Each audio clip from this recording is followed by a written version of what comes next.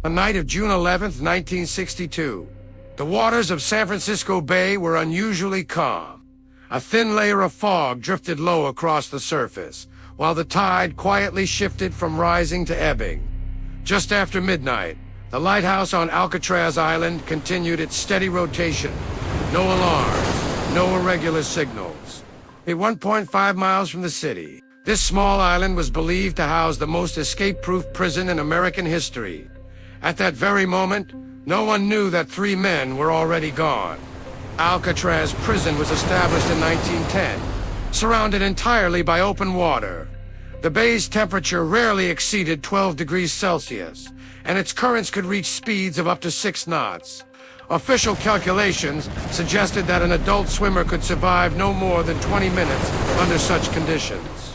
For this reason, Alcatraz had no towering walls, no electric fences. The ocean itself was the most ruthless guard. During its 32 years as a federal penitentiary, Alcatraz held 1,576 inmates, bank robbers, crime bosses, and men considered too dangerous for any other prison system. According to official records, there were 14 escape attempts involving 34 inmates. 23 were recaptured, 6 were shot and killed, 2 drowned. The remaining 3 were never found. Those 3 men were Frank Morris and brothers John and Clarence Anglin.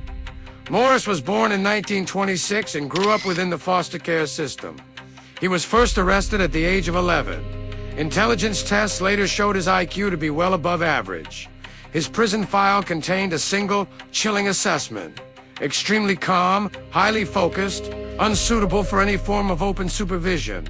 The Anglin brothers came from Florida, where they spent their childhood working on farms and swimming in rivers. They were known among inmates as unusually strong swimmers. After a failed bank robbery, they were classified as highly coordinated professional offenders. In 1960, all 3 were transferred to Alcatraz. All 3 were assigned to adjacent cells in B Block.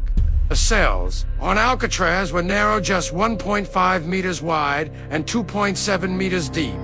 Steel bars formed the front, while a solid-looking concrete wall sealed the back. But that wall contained a fatal flaw. Decades of exposure to salt air had weakened the concrete. At night, moisture softened the surface. Morris discovered that with nothing more than a spoon, small pieces of cement could be chipped away. Tell no one. He hid the debris in his pockets, scattering it discreetly during recreation periods in the prison yard. This was not an escape attempt.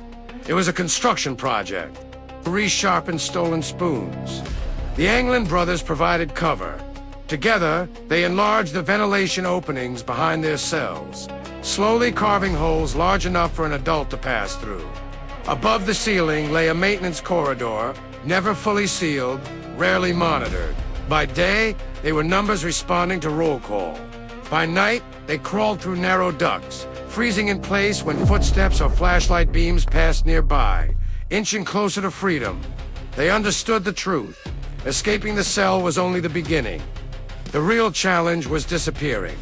A fool the nightly head counts. They crafted lifelike dummy heads using soap, toilet paper, and toothpaste, gluing real hair collected from the barbershop onto the surface. After lights out, the heads were placed beneath the blankets. Under a passing flashlight, they looked like sleeping men. At the same time, they stitched together a raft from stolen raincoats, testing its seams again and again.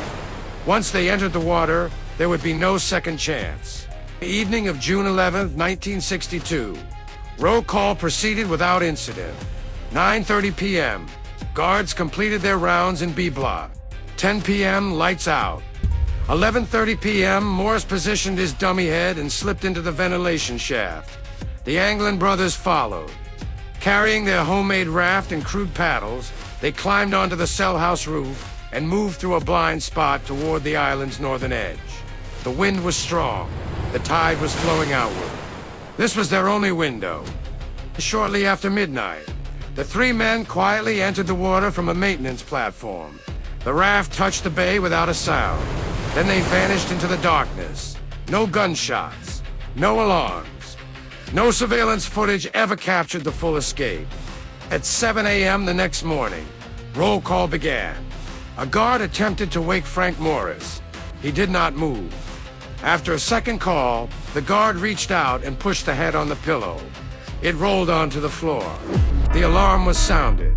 The island was sealed. The FBI took over the investigation, which continued for 17 years. Its conclusion was deliberately restrained. The 3 men most likely drowned in the cold waters of San Francisco Bay. No bodies were ever recovered. Meanwhile, the Anglin family continued to receive unsigned Christmas cards. Photographs surfaced in Brazil, showing men resembling the brothers. In 1979, the case was officially closed. Its final status: missing. Some believe they died in the water. Others believe they survived and escaped the bay. Alcatraz remains empty to this day. And perhaps, on that night, actual escapees may not have been just 3 prisoners.